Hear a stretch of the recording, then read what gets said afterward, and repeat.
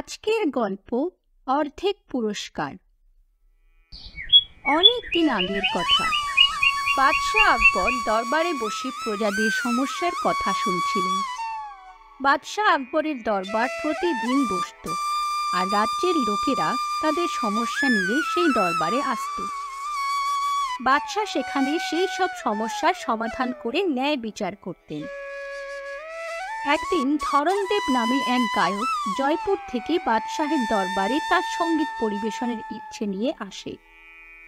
আকবরের প্রাসাদে ঢুকতে শুরু করলে সেখানে দাঁড়িয়ে থাকা সৈনিক তাকে থামিয়ে দেয়।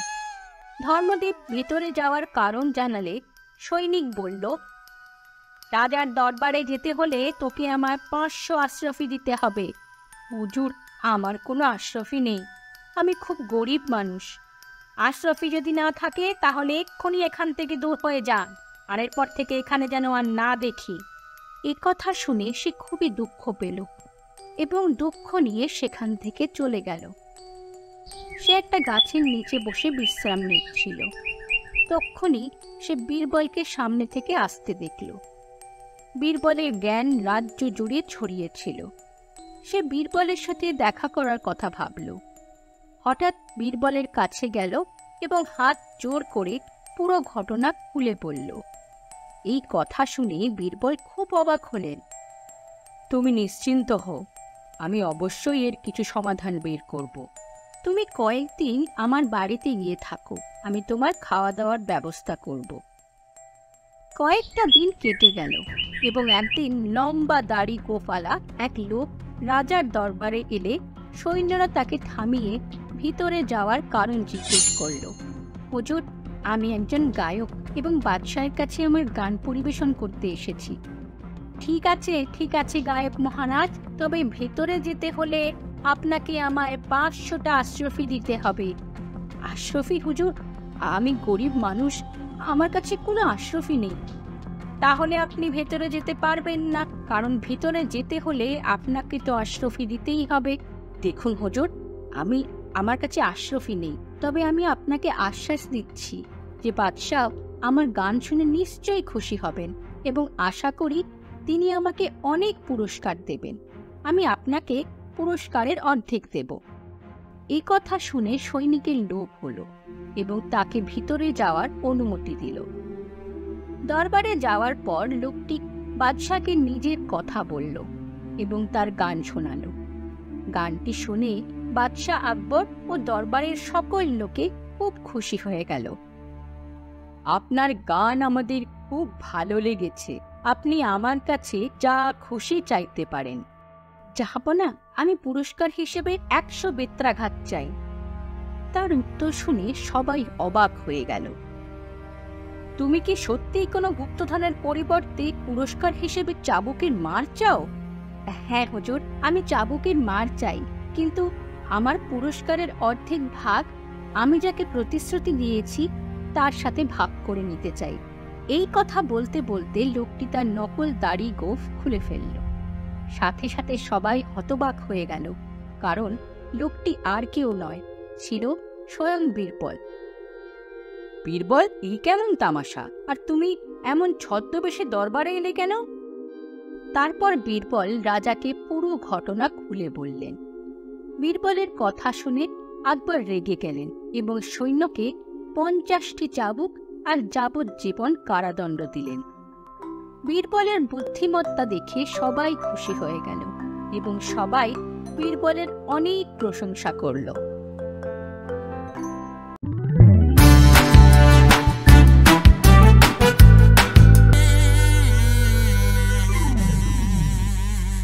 আজকের গল্প নিজের সম্মান নিজের হাতেই। একবার বাদশাহ আকবর আর বীরবল তাদের প্রজাদের হাল হকিকত জানার জন্য রাজ্যের এক গ্রামে ঘুরছিলেন। তখনই বাদশাহের নজর পড়ল এক মুদির দোকানে বসে থাকা এক লালাজির ওপর। লালাজিকে দেখে তার মাথায় এক প্রশ্ন এলে তিনি বীরবলকে জিজ্ঞাসা করলেন, বীরবল, ওই লালাজিকে দেখছো? ওর চেহারায় কেমন একটা চমক আছে। ও ওরকম খুশি আর স্বাস্থ্যবান কিভাবে?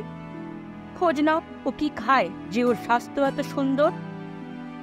বাদশাহের কথা শুনে বীরবল তার বুদ্ধিমত্তায় গম্ভীর গলায় বলল, হুজুর, মুদির দোকানদাররা অপমান হজম করতে পারে ভালো, অপমান হজম করাতে ওদের কেউ মোকাবিলা করতে পারে না। আপনিও সব পারবেন না। বীরবলের কথা শুনে বাদশাহ অবুঝের ভান করে বললেন, এই অপমান হজম করাটা কি জিনিস? খোঁজ নাও তো, এই অপমান হজম জিনিসটা কিভাবে করতে হয়। আমিও অপমান হজম করা শিখতে চাই। ঠিক আছে হুজুর, আমি ঠিক সময় আপনার এই প্রশ্নের উত্তর দিয়ে দেব। এরপর তারা দুজনে সেখান থেকে চলে গেলেন। বেশ কয়েকটা দিন কেটে গেল, আর বাদশাহ আবার ঘুরতে ঘুরতে সেই গ্রামে এলেন। লালাজির দোকান থেকে কিছুটা দূরে দাঁড়িয়ে গ্রামের বাকি লোকেদের সমস্যা শুনছিলেন। লালাজির দোকানে কয়েকজন খরিদ্দার আগের থেকেই দাঁড়িয়েছিল। তক্ষুনি লালাজির দোকানে একটা ভিখারি এলো। লালাজি, আমি খুব গরিব, আমায় 100 টাকা দিন। 100 টাকা? নেওয়ার বলে এই নে, 10 টাকা নে আর যা এখান থেকে। না লালাজি, আজকে আমি বাড়ি থেকে চিন্তা করেই এসেছি যে 100 টাকা না নিয়ে এখান থেকে যাব না। ভিখারিও নিজের জেদ নিয়ে অটল থাকল। লালাজি দেখল কিছু দূরেই বাদশাহ দাঁড়িয়ে আছেন, আর কিছুক্ষণের মধ্যেই দোকানের সামনে দিয়ে যাবেন। তাই সে ঝামেলা শেষ করার জন্য ভিখারিটাকে 100 টাকা দিয়ে দিল। এই নে 100 টাকা, আর এবার যা এখান থেকে। 100 টাকা পাওয়ার পর ভিখারিটা ছট করে বলল, টাকা ঠিক আছে, এবার আমায় খাওয়ার জন্য কিছু দিয়ে দিন। এটা শুনে লালাজি অবাক হয়ে গেল। খাওয়ারই যখন চাওয়ার ছিল, টাকা চাইনি কেন? বলে যেই লালাজি টাকাটা ফেরত নেওয়ার জন্য নিজের হাত বাড়ালো, ভিখারিটা ঝট করে তার হাত সরিয়ে নিল আর লালাজির মাথায় একটা চাঁটি মেরে তার টুপিটা ফেলে দিল। ভিখারিটার এরকম আস্পর্ধা দেখে লালাজি অবাক হয়ে ভীষণ রেগে গেলেন, কিন্তু নিজেকে সামলে নিয়ে নিজের বুদ্ধি দিয়ে মনে মনে ভাবলেন, এই ভিখারিটা আমার পাগড়ি নিচে ফেললো, এটা শুধু দোকানে দাঁড়িয়ে থাকা লোকেরাই দেখেছে। যদি আমি কোনো প্রতিক্রিয়া করি তাহলে কথাটা বাদশাহের কানে পৌঁছবে, আর তারপর সারা গ্রামে কথাটা ছড়িয়ে যাবে কি একটা ভিখারি লালাজির মাথার পাগড়ি ফেলে দিয়েছে। এই ভেবে লালাজি নিজের পাগড়িটা তুলে নিয়ে মাথায় পরে নিল আর হাসি মুখে চুপচাপ নিজের জায়গায় গিয়ে বসে পড়ল। তাকে দেখে মনেই হচ্ছিল না যেন কিছু হয়েছে। এমন সময় বাদশাহ আকবর আর বীরবলও সেখান থেকে চলে গেলেন। লালাজি ভাবল বাদশাহ কিছু জানতেই পারলেন না, কিন্তু আসলে ওই ভিখারিটাকে বীরবল নিজের ষড়যন্ত্র অনুযায়ী লালাজির দোকানে পাঠিয়েছিলেন আর এইসব করতেও বলেছিলেন। ওখান দিয়ে যাওয়ার সময় বীরবল বাদশাহকে এই ঘটনাটা দেখিয়েছিলেন। হুজুর, এবার আপনি নিজের চোখেই তো দেখলেন লালাজি কেমন করে অপমান হজম করে। একটা অতি সাধারণ ভিখারির অপমান সহ্য করেও সে একদম শান্ত ছিল, আর এই কারণের জন্যই লালাজি এরকম মোটা, তাজা আর স্বাস্থ্যবান। তারা সব হজম করে নিতে জানে, আর তাই সব সময় খুশি থাকে। বীরবলের কথা শুনে বাদশাহ এবার বুঝতে পারলেন কিভাবে অপমান হজম করতে হয়। এবার বলুন হুজুর, আপনি কি এরকম অপমান হজম করতে পারবেন? আপনি যদি লালাজির জায়গায় থাকতেন তো কি করতেন? আমি তো তলোয়ার দিয়ে তক্ষুনি ওই ভিখারির মাথা উড়িয়ে দিতাম। এই জন্যই তো বলে নিজের সম্মান নিজের হাতে। যদি আপনি এরকম করতেন তাহলে আপনি শাস্তি পেতেন, আর আপনার পুরো পরিবারের জীবন বরবাদ হয়ে যেত। এই সময় যদি কোনো ব্যক্তি নিজের বুদ্ধিমত্তার পরিস্থিতিতে সামলাতে দিতে পারে, তাহলে তার থেকে বিদ্বান আর কেউ হয় না।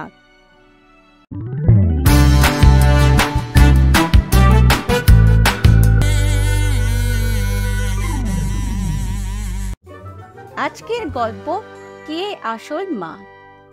একবার বাদশাহ আকবরের দরবারে এক ভীষণ অদ্ভুত ঘটনা এলো, আর সবাইকে ভাবতে বাধ্য করে দিল।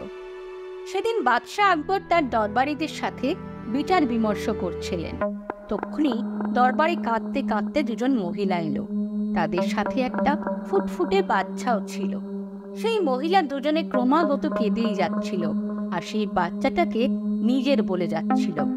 দুজন মহিলাই কোনো দূরের শহর থেকে এসেছিলেন, তাই দরবারের লোকেদের পক্ষে এটা বোঝা বা বলা মুশকিল ছিল যে বাচ্চাটার আসল মা কে।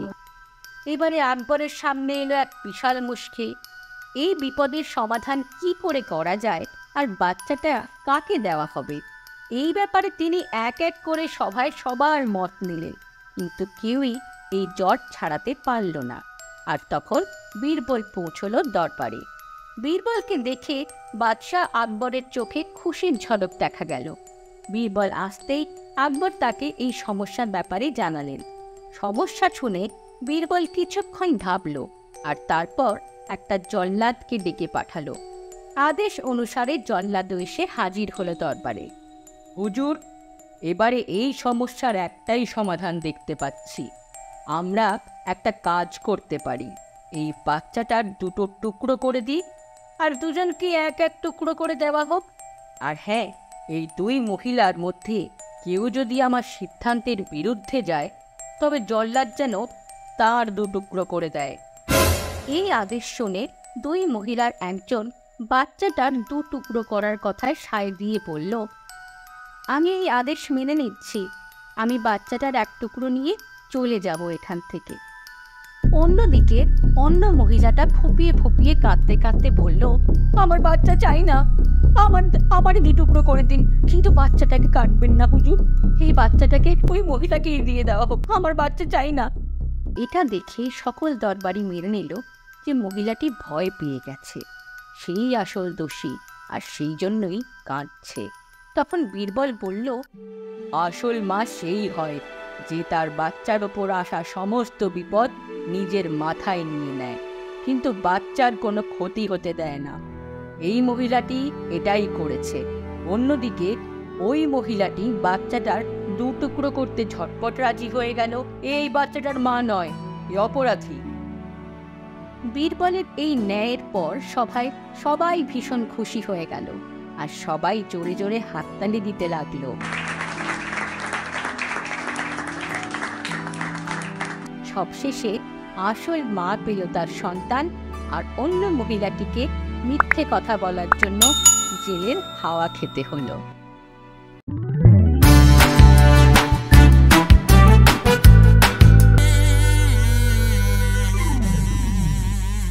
আজকের গল্প ক্ষীরের নদী।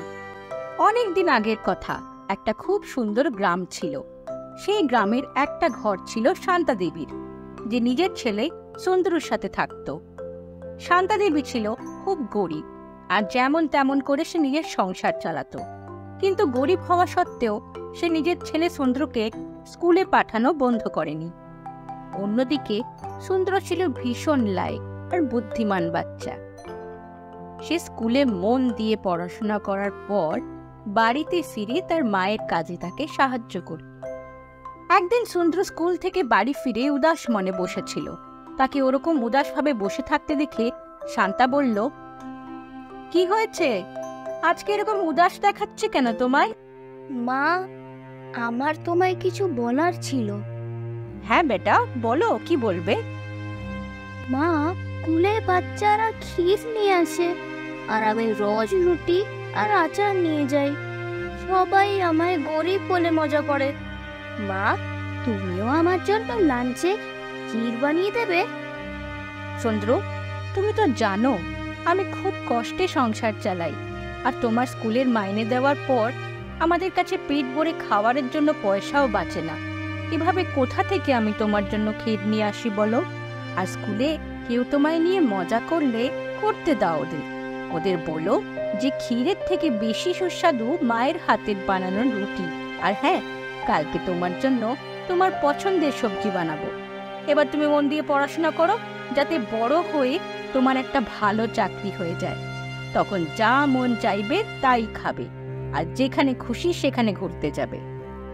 কিন্তু মা, যখন ওরা ক্ষীর খায় আমারও মন করে ক্ষীর খাওয়ার। মা, কখনো তো খাওয়াও ক্ষীর?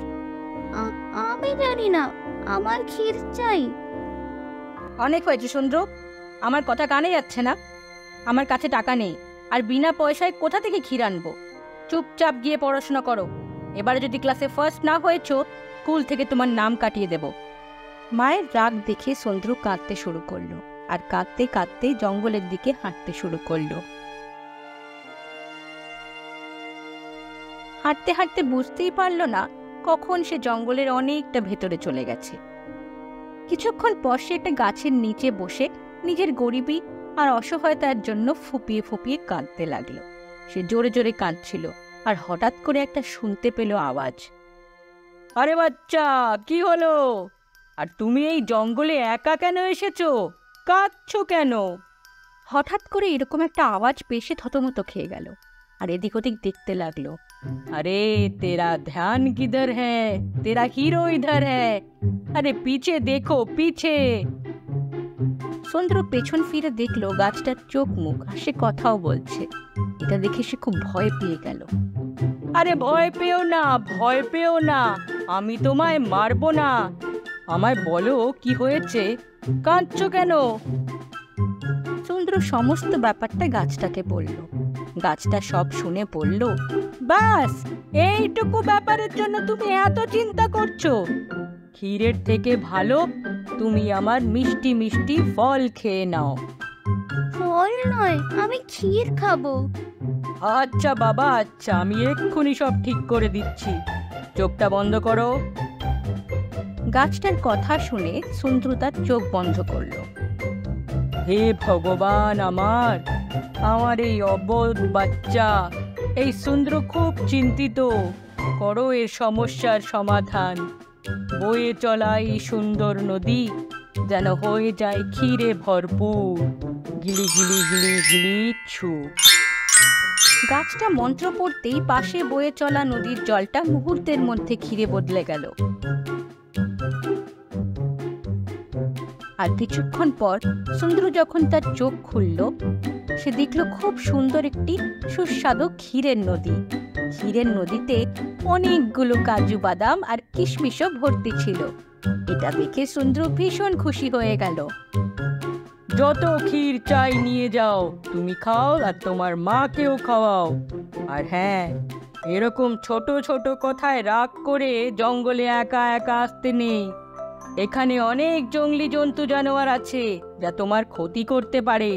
আর হ্যাঁ বেটা, মা বাবারা তাদের সাধ্যের বাইরে গিয়েও নিজেদের বাচ্চাদের শখ আহ্লাদ পুরো করার চেষ্টা করে, তাই তাদের ওপর কখনো রাগ করে অভিমান করতে নেই। এবারে ঝটপট বাড়ি যাও আর তোমার মাকে সরি বলবে।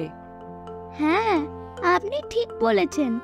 আমার মা আমায় খুব ভালোবাসে, কিন্তু আমি রাগের মাথায় সেসব ভুলে গেছিলাম আর এখানে চলে এসেছিলাম। কিন্তু এরপর থেকে আমি আর এরকম কিচ্ছু করব না। আপনাকে অনেক অনেক ধন্যবাদ। তারপর সুন্দর খুশি খুশি নিজের বাড়ির দিকে চলল। বন্ধুরা, গাছ আঙ্কেলের কথা আমি তো বুঝে গেলাম, আর এবার থেকে কোনো জিনিসের জন্য আমি কখনো জেদ করব না। আশা করি তোমাদের বুঝতে বাকি নেই। আর আমাদের এই গল্পটা যদি তোমাদের ভালো লেগে থাকে তো এই ভিডিওটা লাইক করবে আর এই চ্যানেলটা সাবস্ক্রাইব করবে। সাবস্ক্রাইব না করলে আমার পরের গল্পটা শুনবে কিভাবে?